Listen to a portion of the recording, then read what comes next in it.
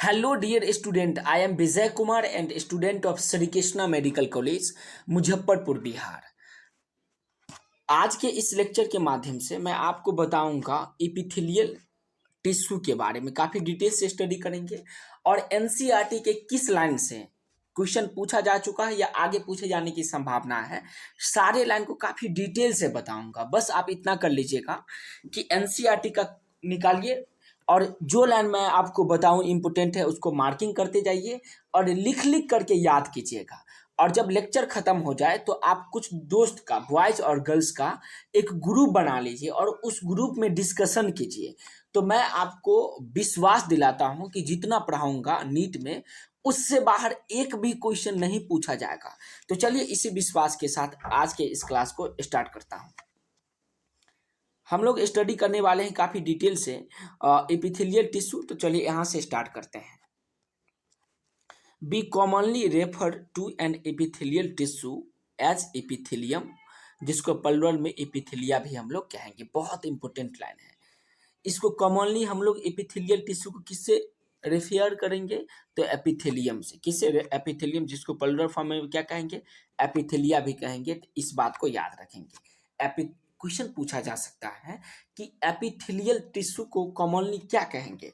तो क्या आंसर देना है? कॉमनली एपिथेलियम कहेंगे। कॉमनली क्या कहेंगे? एपिथेलियम कहेंगे। जिसका प्लुरल फॉर्म क्या होगा? तो एपिथेलिया होगा। ये सवाल पूछा जा सकता है। आगे देखिए, this tissue has free surface. इसके पास कैसा सरफेस होगा? ये भी क्वेश्चन बन सकता है कि कौन ऐसा टिश्यू है जिसके पास फ्री सरफेस होगा। तो बताएंगे एपिथेलियल टिश्यू जिसके पास फ्री सरफेस होगा। Which face either a body fluid और outside environment and thus provided covering और lining for some part of the body. बहुत इंपॉर्टेंट है। ये किसको फेस करेगी? आइदर या तो बॉडी फ्लूइड को और आउटसाइड इन्वायरमेंट को। बॉडी फ्लूइड और आउटसाइड इन्वायरमेंट को ये फेस करेगी। प्रोवाइड कवरिंग और लाइनिंग। कवरिंग और लाइनिंग प्रोवाइड करेगी किसको? तो सम पार्ट ऑफ बॉडी को। बॉडी के कुछ पार्ट को या तो कवर करेगी या तो ये लाइन करेगी। कवर या लाइनिंग करेगी। तो सवाल पूछा जा सकता है कि हमारे बॉडी के कुछ पार्ट को कवर या लाइनिंग करने वाले जो टिश्यू होगा उस टिश्यू का नाम क्या है? तो आप क्या बताइएगा? एपिथेलियल टिश्यू बताएंगे। तो ये लाइन भी समझ में आ गया। अब यहां से देखते हैं, ये जो लाइन है, ये लाइन देखिए। This cell are compactly packed with little intercellular matrix. ये जो सेल होगा, कौन सा सेल? तो एपिथेलियल टिश्यू का जो सेल होगा वो कंपैक्टली पैकेट करेगी किसके साथ? तो लिटिल इंटरसेलुलर मैट्रिक्स के साथ ही कंपैक्टली पैकेट होगा। ये भी बहुत महत्वपूर्ण लाइन है। इस लाइन को भी याद रखेंगे। These are two type of epithelium tissue mainly. ये कितने प्रकार के एपिथेलियम टिश्यू होगा? तो दो प्रकार का। एक होगा सिंपल एपिथेलियम टिश्यू एंड दूसरा कंपाउंड एपिथेलियम टिश्यू। तो इस दोनों को भी याद रखेंगे कि कोई भी पूछ देगा कि एपिथेलियल टिश्यू कितने प्रकार का होगा, तो क्या बताएंगे उसका आंसर? पहला बोलेंगे सिंपल एपिथेलियम, दूसरा बोलेंगे कंपाउंड एपिथेलियम। सिंपल एपिथेलियम का आप डिटेल में वर्जन देखिए, डिटेल बात पढ़ते हैं। अब हम लोग देखते हैं सिंपल एपिथेलियम टिश्यू के बारे में काफ़ी डिटेल से स्टडी करेंगे। तो simple epithelial is composed of single layer of cell. ये कितने सेल के लेयर से कंपोज करेगी? तो बोलेंगे सिंगल लेयर ऑफ सेल से ये कंपोज करेगी। कौन सेल? तो बोलेंगे सिंपल एपिथेलियम टिश्यू जो होगा वो सिंगल लेयर, मतलब एक ही लेयर। मान लीजिए ये लेयर, ये लेयर, ये लेयर, ये लेयर, बहुत सा लेयर हो गया। तो ये केवल कितने लेयर से कंपोज करेगी? केवल एक लेयर से ही कंपोज करेगी। ये अलग अलग सभी लेयर है तो इसमें केवल एक लेयर से ही ये कंपोज करेगी, मतलब मिलकर बनी होगी। यही बात इसमें दिया गया है, जो आगे फिगर में भी देखेंगे। इसका फंक्शन बहुत महत्वपूर्ण है, इस फंक्शन को याद रखेंगे। And function as a lining for body cavity. Body cavity को लाइन करेगी। ये किसको लाइन करेगी? बॉडी कैविटी को। उसके बाद डक्ट को लाइन करेगी। नेक्स्ट ट्यूब्स को ये लाइन करेगी। अलग अलग जो ट्यूब होगा वो सबको ये लाइनिंग करेगी। तो किसको? बॉडी कैविटी को, फिर उसका डक्ट को एंड ट्यूब को ये लाइनिंग करेगी। इसका महत्वपूर्ण फंक्शन है।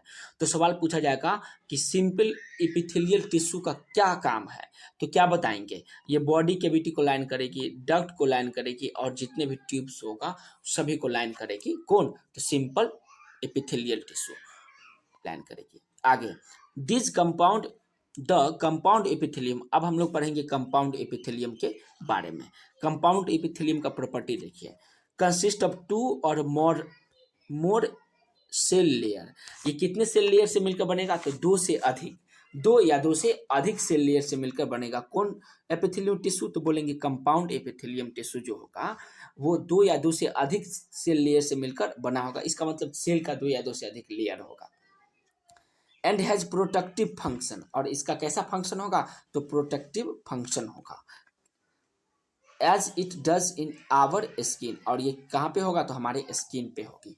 बहुत बहुत बहुत ज़्यादा इंपॉर्टेंट। कंपाउंड एपिथेलियम कैसा होगा? तो इसका प्रोटेक्टिव फंक्शन होगा, मतलब प्रोटेक्ट करेगी हमारे बॉडी को। और ये किस में पाया जाएगा? तो हमारे स्किन में ये पाई जाएगी।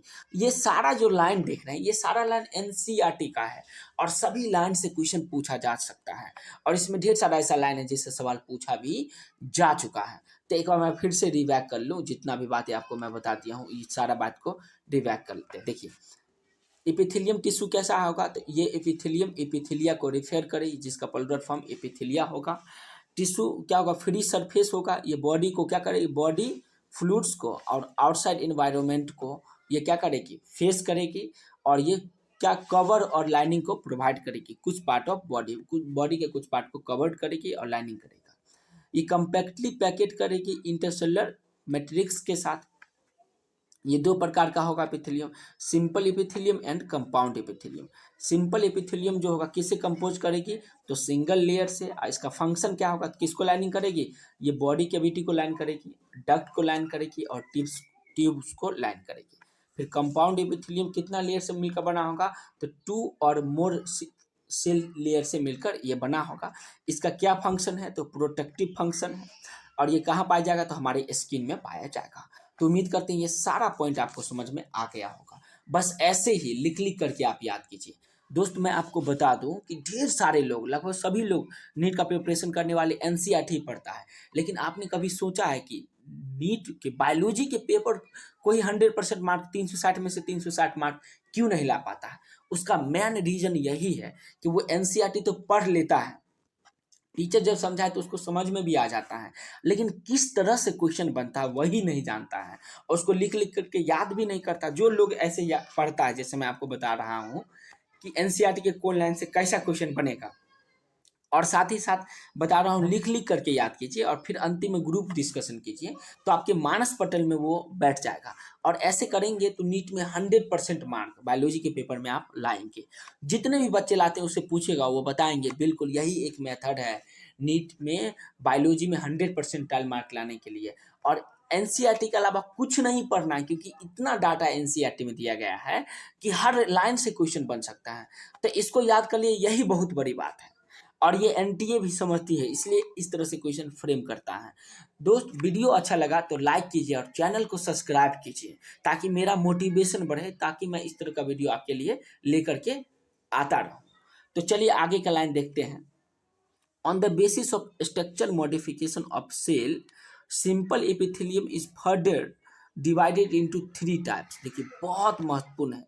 स्ट्रक्चरल मॉडिफिकेशन, सेल के स्ट्रक्चर मॉडिफिकेशन के आधार पे सिंपल एपिथेलियम को कितने पार्ट्स में बांटा गया है? तो 3 टाइप्स में बांटा गया है। देखिए एपिथेलियम टिश्यू को 2 पार्ट्स में बांटे, सिंपल एपिथेलियम फिर compound epithelium.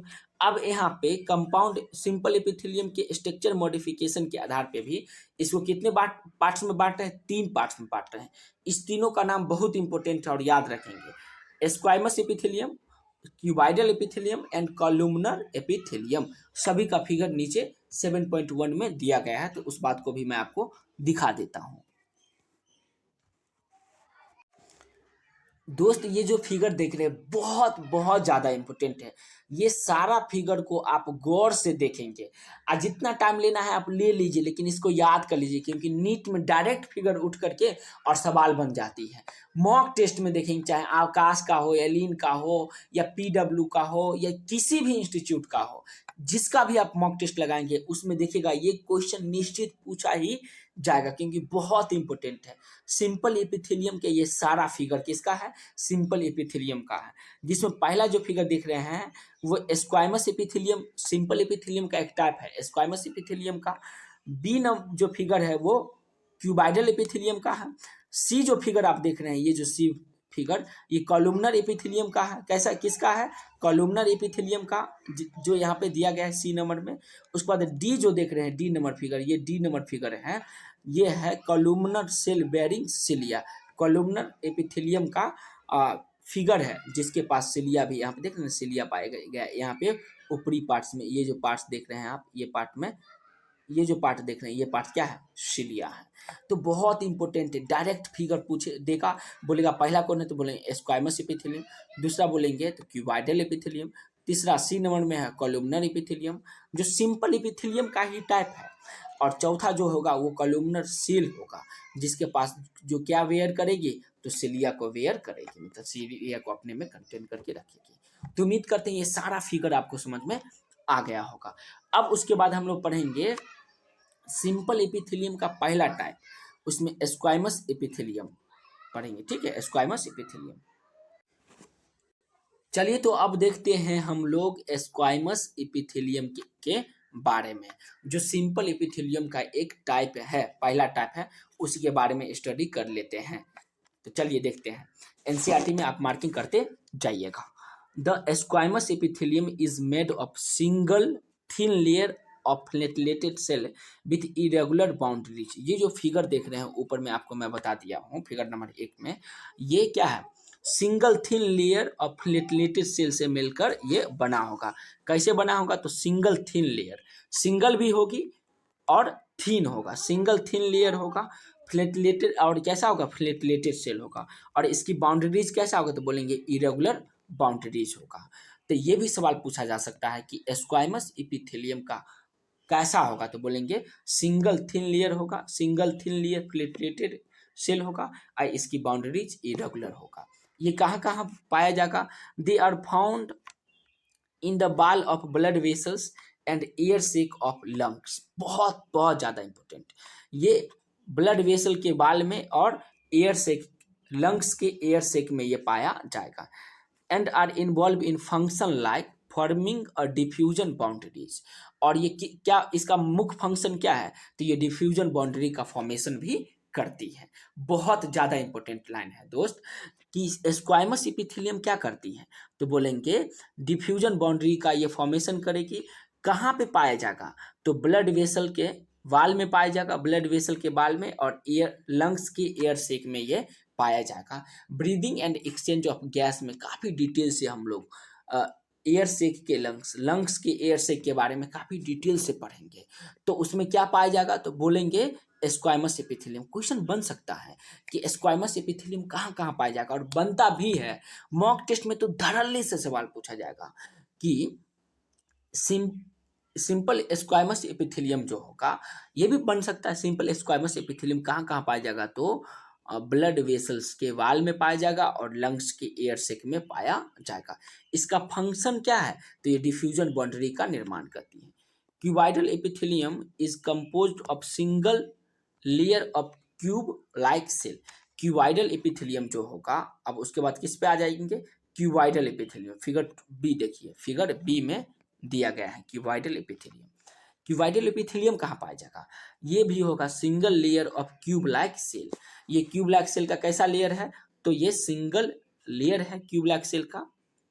They are commonly found in duct of gland and tubular part of nephron in kidney. बहुत इंपॉर्टेंट, ये कहाँ कहाँ पाया जाएगा?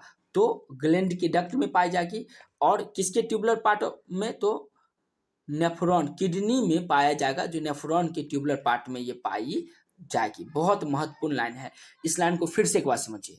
क्यूबाइडल एपिथेलियम जो होगा वो किससे मिलकर बना होगा? The single layer of cube like cell. ये कैसा होगा? तो क्यूब लाइक सेल होगा। ये कहाँ कहाँ पाई जाएगी? तो found in duct of gland में and tubular part of nephron in kidney.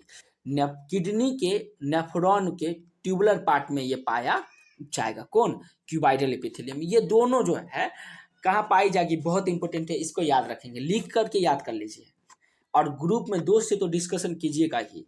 And it main function are secretion and absorption.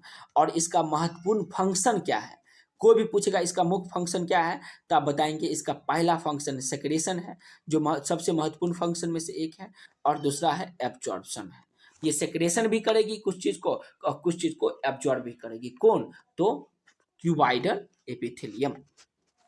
The epithelium of proximal convoluted PCT of nephron in kidney has microvilli।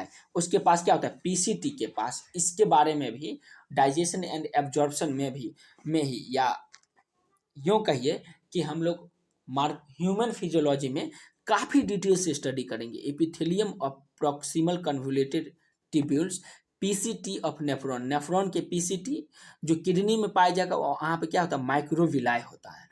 वो क्या करते? Microvilli पाया जाता है। The columnar epithelium, पहले स्क्वाइमस पढ़े, उसके बाद क्या पढ़े? क्यूबाइडल पढ़े, फिर देखते हैं हम लोग columnar epithelium is compose of single layer of tall and cylindrical cell. Figure में देख लीजिए, फिगर डी देखिए, सी देखिए, फिगर सी देखना है, फिगर सी ऊपर दिया गया है, आपके एनसीईआरटी में होगा। कॉलुमनर एपिथेलियम कैसा होगा? किससे मिलकर बना होगा? तो ये कंपोज करेगी single layer of tall and cylindrical cell. ये क्या होगा? सिंगल लेयर होगा, लेकिन ये टॉल होगी और साथ ही साथ सिलिंड्रिकल होगा। Their nuclei are located at the base, और इसके न्यूक्लियाई किस में पाया जाएगा? तो बेस में पाया जाएगा। ये भी बहुत महत्वपूर्ण है। किसके न्यूक्लियाई जो होगा कहाँ पाया जाएगा? तो बोलेंगे कॉलुमनर एपिथेलियम का न्यूक्लियाई कहाँ पाया जाएगा? उसके बेस में पाया जाएगा। फ्री सरफेस में हैव माइक्रोविलाई, इसके फ्री सरफेस को हम लोग क्या कहेंगे? माइक्रोविलाई कहेंगे, या उसमें माइक्रोविलाई पाया जाएगा। They are found in lining of stomachs and intestines. बहुत बहुत ज़्यादा इंपॉर्टेंट। ये कहाँ पाया जाएगा? फिर से देखिए, तो ये पाया जाएगा स्टोमक्स और इंटेस्टाइन्स के लाइनिंग में ये पाया जाएगा। कौन? Columnar epithelium. देखिए, पहला पढ़े हम लोग स्क्वाइमस एपिथेलियम, फिर पढ़े क्यूबाइडल एपिथेलियम, और तीसरा पढ़ रहा है कॉलुमनर एपिथेलियम। ये कहाँ पाया जाएगा? तो बोलेंगे स्टोमक्स के इंटेस्टाइन्स में ये पाया जाएगा। And help in secretion and absorption, ये भी किस में हेल्प करती है? तो सेक्रेशन एंड एब्जॉर्प्शन में भी हेल्प करती है। इससे पहले वाला भी देखे थे, वो भी सेक्रेशन करती है और एब्जॉर्प्शन करेगी। ये भी क्या करेगी? सेक्रेशन एंड एब्जॉर्प्शन दोनों में हेल्प करती है। तो उम्मीद करते हैं ये सारा लाइन समझ में आ गया होगा। फिर आगे का लाइन देखिए, इफ द कॉलुमनर और cuboidal cell bear cilia on their free surface, they are called ciliated epithelium। बहुत इंपॉर्टेंट है। अगर कॉलुमनर और क्यूबाइडल सेल के पास क्या पाया जाएगा? सिलिया पाया जाएगा। कहाँ पे? तो उसके फ्री सरफेस पे, उसको हम लोग क्या बोलेंगे? सिलिएटेड एपिथेलिया बोलेंगे। क्या बोलेंगे? सिलिएटेड एपिथेलियम बोलेंगे। जो फिगर में दिया है सिलिएटेड एपिथेलियम, अर्थात उसमें सिलिया पाया जाएगा। फिगर में देख लीजिए ना, फिगर देखिए 10 डी देखिए 7.1 का डी, ये जो है ये इसका फिगर आप देख लीजिए, वहाँ पर दिया गया है। ऊपर में इस तरह से, ऊपर में इस तरह से तो दिया ही गया होगा। ये जो पार्ट है ऐसे ऐसे करके दिया गया है, देखिए ऐसे ऐसे ऐसे ऐसे ऐसे ऐसे ऊपर में दिया गया है, ऐसे ऐसे ऊपर में दिया गया होगा, और ये इस तरह से फिगर है या नहीं है? ऐसे ही होगा, ऐसे ही होगा, ऐसे ही है। ये सब क्या है? सिलिया है। ये क्या है? सिलिया है। तो उम्मीद करते हैं ये सारा पॉइंट आपको समझ में आ गया होगा, क्योंकि इंपोर्टेंट लाइन है। इफ द कॉलुमनर और क्यूबाइडल सेल बेयर सिलिया, अगर ये सिलिया को बेयर करेगी, ये सिलिया को बेयर करेगी, बेयर सिलिया, तो इसको हम लोग क्या बोलेंगे? इस फ्री सरफेस को हम लोग बोलेंगे सिलिएटेड एपिथेलियम बोलेंगे, जो फिगर 7.1 डी में दिया गया है। चलिए, तो जो भी पढ़े हैं उसका एक बार क्विक रिकैप ले लेते हैं। स्क्वाइमस एपिथेलियम जो होगा वो सिंगल थिन लेयर प्लेटलेटेड सेल्स जो बना होगा, जो इरेगुलर बाउंड्री का फॉर्मेशन करेगी। ये कहाँ कहाँ पाया जाएगा? तो बाल ऑफ ब्लड वेसल में, और ईयर सेक ऑफ लंग्स में पाया जाएगा। इसका फंक्शन क्या होगा? तो ये डिफ्यूजन बाउंड्री का फॉर्मेशन करेगी। उसके बाद हम लोग क्यूबाइडल एपिथेलियम के पास आएंगे। ये भी सिंगल लेयर जो क्यूब लाइक सेल से मिलकर बना होगा। ये कहाँ कहाँ पाई जाएगी? तो डक्ट ऑफ ग्लैंड में, and tubular part of nephron in kidney में पाया जाएगा। इसका मेन फंक्शन क्या होगा? तो सेक्रेशन एंड एब्जॉर्प्शन होगा। ये पीसीटी ऑफ किडनी जिसके पास माइक्रोविलाई होगी। कॉलुमनर एपिथेलियम जो होगा वो single tall and cylindrical layer से मिलकर बना होगा। कहाँ कहाँ लोकेटेड होगी? तो बेस पे, इसके बेस पे न्यूक्लियस न्यूक्लियाई लोकेटेड होगा और माइक्रोबिलाई फ्री सरफेस में पाया जाएगा। इसका ये कहाँ होगी, कहाँ कहाँ और पाया जाएगा, तो स्टोमैक्स एंड इंटेस्टाइन्स में पाई जाएगी। इसका मुख्य काम क्या है, तो ये भी सेक्रेशन और एब्जॉर्प्शन में हेल्प करेगी। अगर कॉलुमनर और क्यूबॉइडल सेल के पास सिलिया पाया जाएगा तो इसको हम लोग क्या बोलेंगे, सिलिएटेड एपिथेलियम बोलेंगे। तो उम्मीद करते हैं यहाँ तक के बात समझ में आ गया होगा। वीडियो अच्छा लगा तो लाइक कीजिए और चैनल को सब्सक्राइब कीजिए। और मैं जैसे बताया हूँ याद करने के लिए कि लिख करके याद कीजिए, उसके बाद 4-5 दोस्तों का ग्रुप बना लीजिए और उसके साथ डिस्कशन कीजिए, तो सारा पॉइंट आपको समझ में आ जाएगा और याद भी हो जाएगी। धन्यवाद दोस्तों।